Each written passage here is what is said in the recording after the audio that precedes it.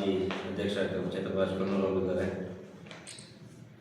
ಕಾಂಗ್ರೆಸ್ ಮುಖಂಡರು ಮಾಜಿ ಗ್ರಾಮ ಪಂಚಾಯತ್ ಸದಸ್ಯರಾದ ಉಮೇಶ್ ಕೋತಿ ಅವರು, ಅನಂತಪುರ ಭಾಗದ ಮುಖಂಡರಾಗಿರ್ತಕ್ಕಂಥ ಉಮೇಶ್ ಅವರು, ಹಾಗೆಯೇ ಕಾಂಗ್ರೆಸ್ ಮುಖಂಡರಾದ ಹರೀಶ್ ಕೋವಿ ಅವರು. ಸ್ನೇಹಿತರೆ, ನಿಮ್ಗೆಲ್ರಿಗೂ ತಿಳಿದ ಮೊನ್ನೆ ಪ್ರೆಸ್ ಮೀಟ್ ಮಾಡಿ ಅದರ ವಿರುದ್ಧವಾಗಿ ಅಂತೇನಲ್ಲ, ಆದರೆ ಆ ಅವಿವೇಕದ ಹೇಳಿಕೆಯ ವಿರುದ್ಧವಾಗಿ ನಾವಿವತ್ತು ಸುದ್ದಿಗೋಷ್ಠಿಯನ್ನು ಮಾಡೋಣ ಅಂತ. ನಾವಾಗಲಿ ನಮ್ಮ ಸ್ಥಳೀಯ ಲೀಡರ್ಗಳಾಗಲಿ ಎಲ್ಲರೂ ಕೂಡ ಆ ವ್ಯಕ್ತಿಯ ಏನು ಸುದ್ದಿಗೋಷ್ಠಿ ಆಗಿರ್ಬೋದು, ಆ ವ್ಯಕ್ತಿ ಮಾತಾಡೋದನ್ನ ನಾವು ಕಡೆಗಣಿಸ್ಬಿಟ್ಟಿದ್ವಿ. ಅನಂತಪುರ ಭಾಗದ ಲೀಡ್, BJP ಲೀಡ್, ಇಲ್ಲಿಂದ ಎಕ್ಸ್ಪೋರ್ಟ್ ಆಗ್ಬೋದು ಅಂತ ಕಾಂಗ್ರೆಸ್ ಇಂದ. ಸಾಮಾನ್ಯವಾಗಿ ಸರ್ಕಾರ, ಸಿದ್ದರಾಮಯ್ಯ ಸರ್ಕಾರ ಇತ್ತು. ಅದಾದ ನಂತರ DK ಶಿವಕುಮಾರ್ ಸಾಹೇಬರು ನಿಮಗೆಲ್ಲರಿಗೂ ತಿಳಿದಿರೋ ಹಾಗೆ ಮುಖ್ಯಮಂತ್ರಿಗಳಾಗಿ ಕಾರ್ಯನಿರ್ವಹಿಸ್ತಾ ಇದ್ದಾರೆ. ಸುಮಾರು 10-12 ಜನ ಸಚಿವರು ಕೂಡ ಆಗಿದ್ದಾರೆ. ಹಾಗೆಯೇ ಅವರ ಮಂತ್ರಿಮಂಡಲದಲ್ಲಿ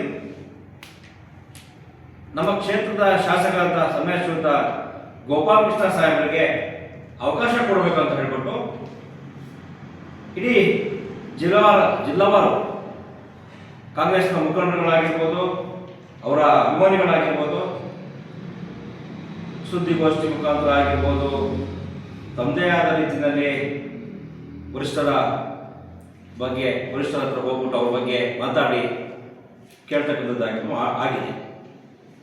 ಅದು ಅವರವರ ಪಕ್ಷದ ಮತ್ತು ಅವರ ಅಭಿಮಾನಿಗಳ ಆಂತರಿಕ ವಿಚಾರ. ಹಾಗೆಯೇ ಮುಂದುವರೆದು ನಮ್ಮ ಜನಾಂಗದ ಸ್ವಾಮೀಜಿಗಳು ಕೂಡ ಕೇಳಿದ್ದಾರೆ. ಹಿರಿಯರಿದ್ದಾರೆ, 3 ಸತಿ ಶಾಸಕರಾದಂಥವರಿದ್ದಾರೆ, ಒಬ್ಬ ಸಜ್ಜನಿಕೆಯ ರಾಜಕಾರಣಿ, ಸನ್ನಡತೆಯ ರಾಜಕಾರಣಿ, ಅಂಥವರಿಗೆ ಮಂತ್ರಿಮಂಡಲದಲ್ಲಿ ಸ್ಥಾನಮಾನ ಸಿಕ್ಕರೆ ಈ ಒಂದು ಜಿಲ್ಲೆಗೆ ಮತ್ತೆ ಈ ನಾಡಿಗೆ ಅವರ ಏನು ಇಲಾಖೆಯನ್ನ ದಕ್ಷತೆಯಿಂದ ನಡೆಸ್ತಾರೆ ಅನ್ನೋ ಒಂದು ನಂಬಿಕೆ ಮೇಲೆ ಗೋಪಾಲ್ ಕೃಷ್ಣ ಬೇಡೂರು ಅವರಿಗೆ ಮಂತ್ರಿಮಂಡಲದಲ್ಲಿ ಸ್ಥಾನ ಕೊಡಬೇಕು ಅಂತ ಹೇಳ್ಬಿಟ್ಟು ನಮ್ಮ ಶ್ರೀಗಳು ಒಬ್ಬರು ಹೇಳ್ತಾರೆ. ಪ್ರಣವಾನಂದ ಶ್ರೀಗಳು ಒಂದು ನಮ್ಮ ಜನಾಂಗದ ಒಂದು ಕಾರ್ಯಕ್ರಮದಲ್ಲಿ ಒಂದು ಹಕ್ಕೋತ್ತಾಯ ಮಾಡ್ತಾರೆ ಎಲ್ಲ ಸೇರಿಬಿಟ್ಟು. ಅದನ್ನ ಒಬ್ಬ ಈ ಅನಂತಪುರದಾಗ ಇರ್ತಕ್ಕಂಥ ಒಬ್ಬ ಅವಿವೇಕಿ, ಒಂದಿಷ್ಟು ಜನ ಪಾಪ ಅವ್ರಿಗೆ ಗೊತ್ತಿರೋದಿಲ್ಲ, ನಮ್ಮ ಜನಾಂಗ ಮುಖಂಡರು ಹೋಗಿದ್ದಾರೆ, ಅವ್ರೇನು ತಪ್ಪು ಅಂತ ಹೇಳಲ್ಲ, ನಮಗೆ ಅವ್ರಿಗೆ ಗೊತ್ತಿಲ್ಲ ಅಂತ ಕಾಣುತ್ತೆ. ಬೇಡೂರು ಗೋಪಾಲ್ ಕೃಷ್ಣ ಅವ್ರ ಹೆಸರು ಹೇಳಿದ್ದೆ ತಪ್ಪು ಅನ್ನೋ ರೇಂಜಿಗೆ ಮಾತಾಡ್ತಾರೆ. ಅಂದ್ರೆ ಈ ತಾಲೂಕಿನ, ಈ ಜಿಲ್ಲೆಯ ಸಮುದಾಯದ ಜನರ ಬಗ್ಗೆ ಇವನಿಗೆ ಎಷ್ಟು ಮಟ್ಟಕ್ಕೆ ಗೌರವ ಇದೆ, ನಮ್ಮದೇ ಜನಾಂಗದ ಒಬ್ಬ ನಾಯಕನಿಗೆ ಸಿಗ್ಬಾರ್ದು ಅನ್ನೋ ರೇಂಜಿಗೆ ಅವ್ರ ಹೆಸರಲ್ಲಿ ತಪ್ಪು ಅನ್ನೋ ಒಂದು ತಪ್ಪು ಅಂತ ಹೇಳ್ಬಿಟ್ಟು ಬಿಂಬಿಸ್ತಾನೆ ಅಂತಂದ್ರೆ ಇವನ ರಾಜಕಾರಣ ಎಷ್ಟು ಕೀಳುಮಟ್ಟಕ್ಕಿದೆ ಮತ್ತೆ ದ್ವೇಷಕ್ಕಿದೆ. ನೀನು ಯಾರ ಮನವೊಲಿಸೋದಕ್ಕೆ ನೀ ಈ ತರ ಮಾತಾಡಿದೆಯಪ್ಪ? ಇವತ್ತು BJP ಇದೆಯೇ? ಬೇಡೂರವ್ರ ಹೆಸರು ಹೇಳಬಾರ್ದು ಅಂದ್ರೆ ಹಂಗಂತ ಮಧುಬಂಗಾರಪ್ಪನವ್ರ ಹೆಸರು ಹೇಳಲಿ ಅಂತನೋ, ಹಂಗಂತ ಭೀಮಣ್ಣ ಹೆಸರು ಹೇಳಲಿ ಅಂತನೋ? ಯಾಕಂದ್ರೆ ನೀ ಹಿಂಬದಿಯಲ್ಲಿ ಭೀಮಣ್ಣ ಮತ್ತು ಮಧುಬಂಗಾರಪ್ಪನ ಜೊತೆಗೆ ರಾಜಕಾರಣ ಮಾಡ್ತೀಯಲ್ಲ, ಅದೇ ನಮ್ಗೇನು ಗೊತ್ತಿಲ್ಲ ಅಂತನೋ? ಅವ್ರ ಕೈಕಾಲು ಹಿಡಿದ್ಬಿಟ್ಟು ಕೆಲಸ ಮಾಡಿಸ್ಕೊಳಕ್ ಹೋಗ್ತೀಯಲ್ಲ, ನೀನ್ ಯಾವ ಥರ್ಡ್ ಗ್ರೇಡ್ ರಾಜಕಾರಣಿ ಅಂತ ನನಗೆ ಜನತೆಗೆ, ಅದರಲ್ಲೂ ಇಡೀ ಸಮುದಾಯಕ್ಕೆ ನಿನ್ನ ಕೊಡುಗೆ ಏನು?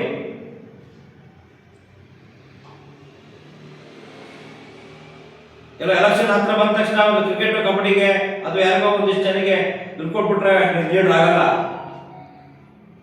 ಈ ಜನಾಂಗದ ಅಭಿವೃದ್ಧಿಗೆ, ಈ ಜನಾಂಗದಲ್ಲಿ ಬರ್ತಕ್ಕಂಥ ದೇವಸ್ಥಾನಗಳಿಗೆ, ಈ ಜನಾಂಗದಲ್ಲಿ ನಮ್ಮ ತ್ಯಾಗತ್ತೆ ಒಂದು ಸಮುದಾಯ ಭವನ ಕಟ್ಟಿದೀವಪ್ಪ, ಅದಕ್ಕೆ ಎಷ್ಟು ಕೊಟ್ಟಿದ್ಯಾ ನೀನು ದುಡ್ಡನ್ನ? ಎಷ್ಟು ಆಕಾರ ಕೊಟ್ಟಿದ್ಯಾ ನೀನು? ನಾನು ಕ್ವಶನ್ ಮಾಡಬಾರ್ದಾಗತ್ತು. ನಿನಗೆ ಯಾವ ಬದ್ಧತೆ ಇದೆ ನಮ್ಮ ಜನಾಂಗದ ನಾಯಕರ ಬಗ್ಗೆ ಮಾತಾಡೋದಕ್ಕೆ, ನಮ್ಮ ಸ್ವಾಮಿಗಳ ಬಗ್ಗೆ ಮಾತಾಡೋದಕ್ಕೆ? ನೀನೊಬ್ಬ ಈ ಜನಾಂಗಕ್ಕೆ ಕಳಂಕ. ನಿಮ್ಮಂತ ಈ ಜನಾಂಗದಲ್ಲಿ ಹುಟ್ಟಿ ಈ ಭಾಗದ ಜನ ನಿನ್ನ ಎಲ್ಲ ಜನಾಂಗದವರು ಸೇರಿ ನೀನು ಒಬ್ಬ ಜಿಲ್ಲಾ ಪಂಚಾಯತ್ ಮೆಂಬರ್, ತಾಲೂಕು ಪಂಚಾಯತ್ ಮೆಂಬರ್ ಮಾಡಿದಾಗ ನೀನು ಮಾಡಿದ್ದೇನು?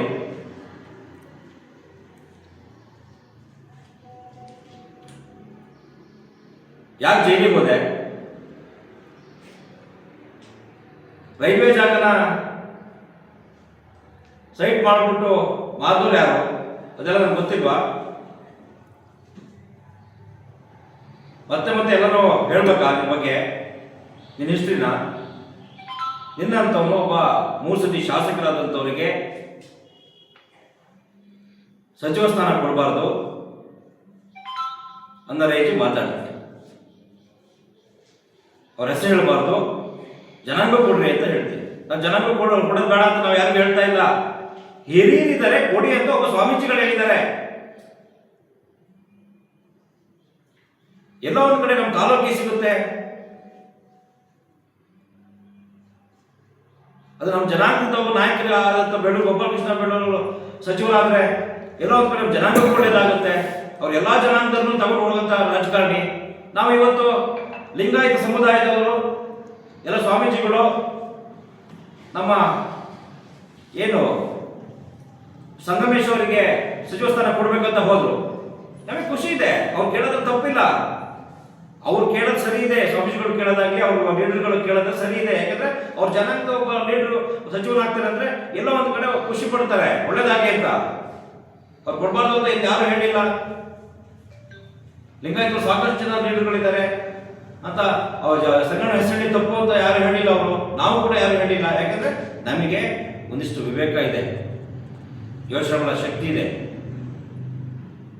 ಆದರೆ ಈ ಅವಿವೇಕಿ ಇಂಥ ದೊಡ್ಡ ಸಮುದಾಯ ಇದೆ ಈ ಜಿಲ್ಲೆಯಲ್ಲಿ, ಒಬ್ಬ ಇಂಥ ದೊಡ್ಡ ಸಮುದಾಯದ ಲೀಡರ್ ಇದ್ದಾರೆ, 3 ಸತಿ ಶಾಸಕ, ಹಿರಿಯ ಲೀಡರ್. ಇವತ್ತೇನೋ ಚುನಾಯಿತ ಪ್ರತಿನಿಧಿಗಳಲ್ಲಿ ಶಾಸಕರಾದ ಯಾರು ಇದ್ರೆ ಇವತ್ತು ಗೋಪಾಲಕೃಷ್ಣ ಬೇಳೂರು ಅವರೇ ಸೀನಿಯರ್ ಇವತ್ತಿರೋದು ಅಧಿಕಾರದಲ್ಲಿ. ಅಂಥವ್ರ ಬಗ್ಗೆ ಕೇಳಿದ್ರೆ ನೀನು ಉರಿದೋಗುತ್ತಲ್ಲಪ್ಪ, ನಿನ್ಗೆ ನಾಚಿಕೆ ಆಗ್ಬೇಕು. ಇವತ್ತು ಈ ಮದುವೆ ಮುಖಾಂತರ ಹೇಳ್ತಾ ಇದ್ದೀನಿ, ನಿನಗೆ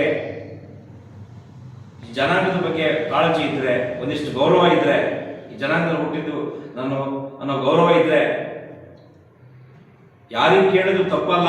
ಸಚಿವರಾಗಿ ನಮ್ಮ ಸಾಗರ ತಾಲೂಕಿನ ಒಬ್ಬ ಸಚಿವರಾದ ಖುಷಿ, ಒಂದಿಷ್ಟು ಅಭಿವೃದ್ಧಿ ಕೆಲಸಗಳಾಗ್ತವೆ ಅನ್ನೋದನ್ನ ಮನಸ್ಸಲ್ಲಿ ಮಲ್ಗಂಡು ಇನ್ಮೇಲಾದ್ರೂ ಇನ್ನು ಒಳ್ಳೆ ರೀತಿಯಲ್ಲಿ ಇರು ಅಂತ ಹೇಳ್ಬಿಟ್ಟು ಈ ಮುಖಾಂತರ ಹೇಳಕ್ ಇಷ್ಟಪಡ್ತೀನಿ. ಸ್ನೇಹಿತರೆ, ಈಗ ತಾನೇ ಸೋಮಶೇಖರ್ ಲಾವಗಿರಿ ಅವರು ಹೇಳಿದರು, ಮೊನ್ನೆ ಗೋಪಾಲಕೃಷ್ಣ ಬೇಳೂರು ಅವರಿಗೆ ಈ ಬಾರಿ ಮುಂಬರ್ತಕ್ಕಂಥ ಸಚಿವ ಸಂಪುಟದಲ್ಲಿ ಸಚಿವ ಸ್ಥಾನವನ್ನು ನಮ್ಮ ಸಮಾಜದ ಗುರುಗಳಾದ ಪ್ರಣವಾನಂದ ಶ್ರೀಗಳು ಕೇಳಿದ್ದಕ್ಕೆ ಮೊನ್ನೆ ಅನಂತಪುರದಲ್ಲಿ BJP ಮುಖಂಡರು ಅವರು ಪತ್ರಿಕಾಗೋಷ್ಠಿಯನ್ನು ನೋಡಿದ್ವಿ. ಇದನ್ನು ತೀವ್ರವಾಗಿ ಖಂಡಿಸ್ತೇವೆ. ಜೊತೆಗೆ ನನಗನ್ಸಿದ ಮಟ್ಟಿಗೆ ಸಮಾಜದ ಬಗ್ಗೆ ಮಾತಾಡೋ ನೈತಿಕತೆನೂ ರತ್ನಾಕರ್ ಅವರಿಗಿಲ್ಲ, ಮತ್ತೆ ಅವನಷ್ಟು ಬುದ್ಧಿವಂತನೂ ಅಲ್ಲ ರತ್ನಾಕರ. ಇದನ್ನ